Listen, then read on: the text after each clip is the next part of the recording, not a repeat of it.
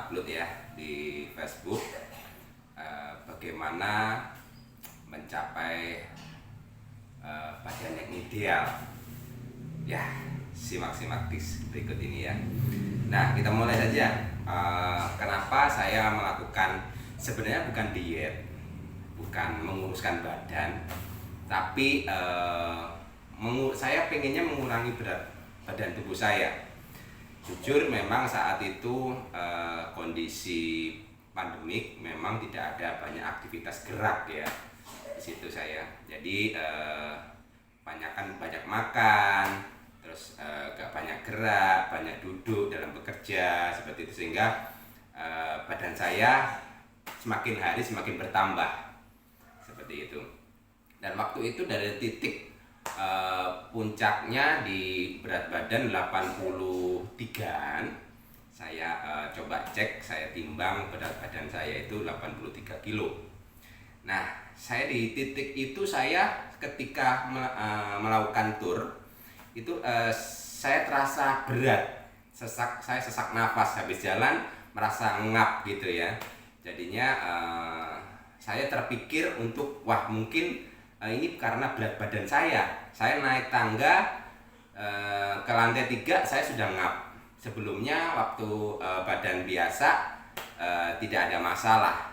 Nah, waktu itu saya berpikir untuk saya pingin mengurangi berat badan sih, bukan karena diet, bukan karena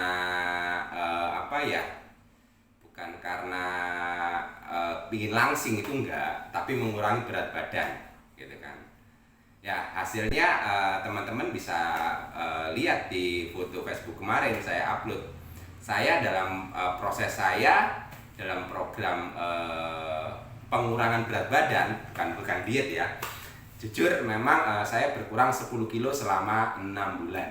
Itu banyak teman-teman di kantor, keluarga juga tahu kalau badan saya semakin kecil gitu. Biasanya agak besar ya. Nah, kalau lihat dari perut ya, sekarang udah six pack. Kalau kemarin sempat menonjol gini, wah ini nggak bisa ya, harus begini buat nonjol ya. Sekarang six pack, teman-teman bisa lihat, nggak ada masalah ya. Berat badan saya udah normal lah. Menurut saya ini ideal, tapi nggak ya. Setiap orang punya perfect masing-masing ya, punya takaran masing-masing. Kalau saat ini saya sudah ideal menurut saya gitu kan. Tapi secara kedokteran ya terserah dokter. Kalau saya happy dengan postur tubuh seperti ini, saya ya sangat happy aja, nggak perlu pertimbangan dengan hal yang lain. Nah, apa sih siasatnya? Gimana siasatnya untuk mengurangi berat badan kita? Kalau saya sharing dari pengalaman saya tidak pernah mengurangi namanya makan. Saya tidak pernah mengurangi menggunakan obat-obatan, bahkan menggunakan jamu diet itu ya.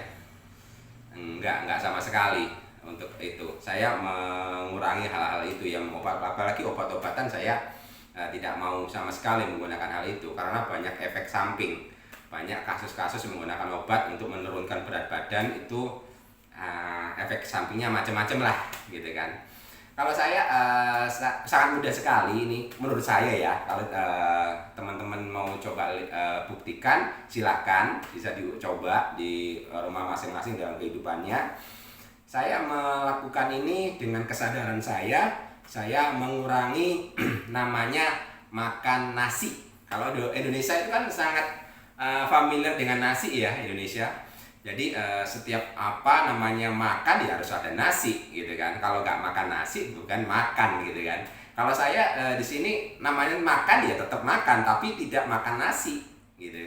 Nah, saya lakukan selama 6 bulan tidak makan nasi sekali. Bukan mengurangi karbo ya. Bukan saya di sini tidak mengurangi karbo, tapi sama sekali saya tidak makan nasi selama 6 bulan. Programnya itu.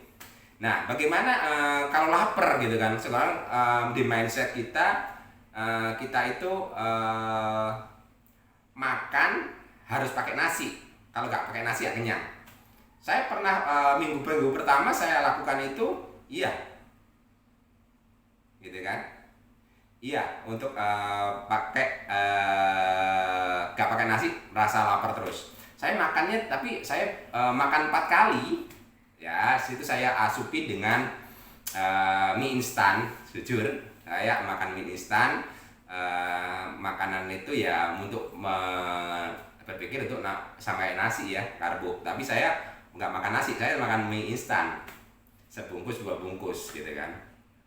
Tapi kalau namanya mie instan, kalau makan tiap hari pasti kita bosen, ya kan. Beda sama nasi, makan tiap hari sehari 3 kali itu gak akan bosen. Kalau mie pasti bosen, rasa enak gitu ya. Kalau saya lakukan seminggu itu sempat nggak makan nasi untuk membiasakan dalam mindset saya tidak makan nasi, sehingga saya alihkan ke mie 1 bungkus sehari. Hari kedua nggak ada masalah, hari ketiga nggak ada masalah, hari keempat mungkin timbul lapar lagi, saya coba makan mie gitu kan, sekali sebungkus.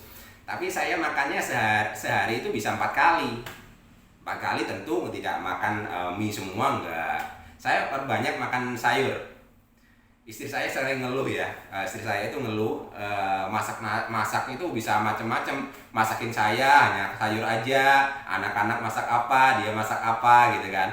Jadi tambah beban. Tapi di situ juga senang juga hasilnya seperti ini. Jadi kondisi saya jarang sakit dengan kondisi postur tubuh sekian. Dari 83 kurang 10 kilo ya dalam proses 6 bulan. Jadi 73, sekarang sih posisi 72-an lah gitu kan. Jadi kurang lebih 11 kilo. Jadi ya itu saya makan sayur plus gitu kan. Pertama memang saya asupin dalam seminggu 2 minggu pertama itu saya makan buah, saya imbangi dengan makan buah. Jujur kalau makan buah terus koceknya nggak kuat, jadinya ya kadang-kadang kalau ada berkat ya kita beli buah gitu kan. Kalau terus makan buah terus memang harga buah cukup lambung tinggi kondisi tertentu ya. Tapi jangan dihilangin sama sekali, buah dan sayur tetap. Jadi bisa makan, kita menyiasati makan 4 kali, jadi kita makan sayur gitu kan. Makan sayur oke. Bisa 4 kali makan sayur terus gitu kan. Makan bagaimana makan lontong? Saya makan lontong, tapi saya makan lontong tapi tidak makan nasi. Saya makan lontong gitu kan.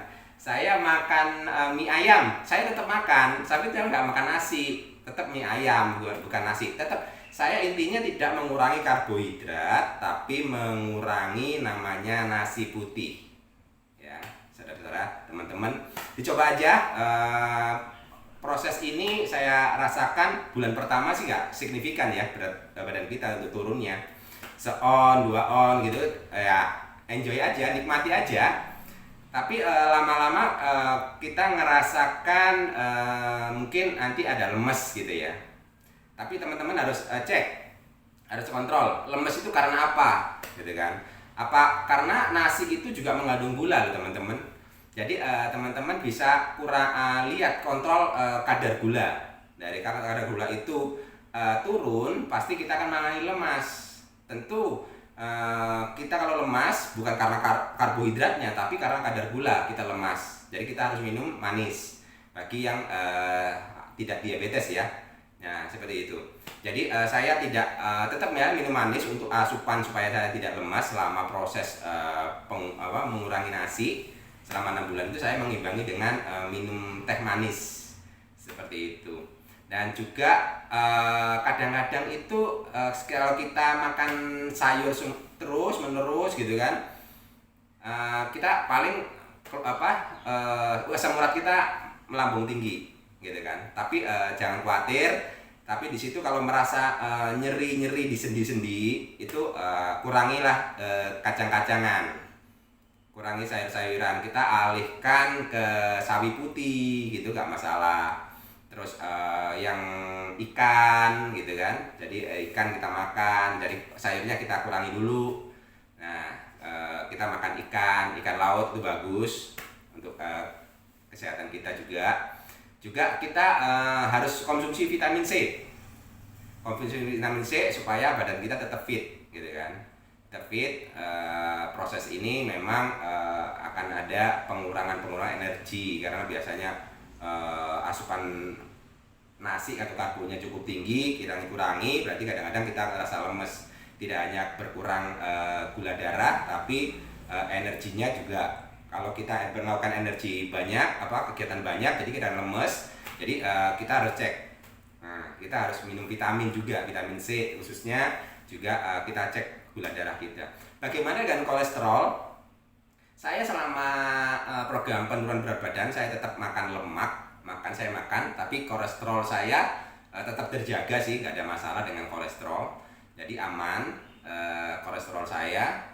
Untuk itu hanya asam urat saya sering karena suka sayur ya. Kalau saya suka sayur sehingga asam urat sempat naik kayaknya. Saya belum cek sih. Kalau untuk itu saya ngerasakan asam urat ini saya kurangi hijau-hijauan, kacang-kacangan saya kurangi, saya perbanyak makan ikan seperti itu. Juga bagaimana pantangan-pantangan yang lain, sebenarnya nggak ada pantangan sih bagi teman-teman yang melakukan diet ini. Semua dimakan, apapun dimakan. Cuma saya nggak makan nasi selama proses penurunan berat badan selama 6 bulan. Nah, ada nanti suatu saat kita sharing dengan teman-teman yang programnya diet, tapi diet karbo. Nah, nanti kita ambil testimoninya dari teman kita. Nanti kita cari teman kita yang benar-benar diet karbo dan nanti berkurang hanya 3 bulan. Nah, itu gimana triksnya? Nanti jangan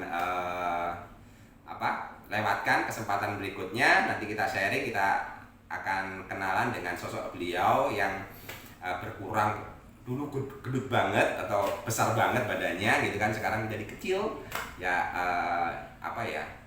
lebih pas lah, enak dilihat gitu kan. Kalau dilihat dari saya ya, kalau untuk olahraga gimana ya? Oh iya, tadi untuk olahraga belum disinggung. Saya untuk waktu olahraga belum, waktunya nggak bisa continue gitu.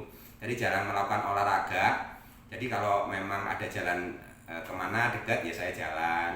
Kadang-kadang menggunakan sepeda seperti itu. Aktivitas setiap pagi memang ya dilakukan biasa aja, nggak ada olahraga biasa seperti pekerja-pekerja yang lain lah, nggak ada aktivitas olahraga secara khusus seperti itu. Oke.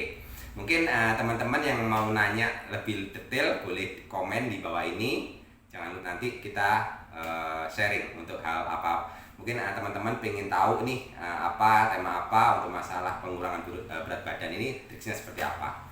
Oke. Thank you sharing hari ini. Bye bye.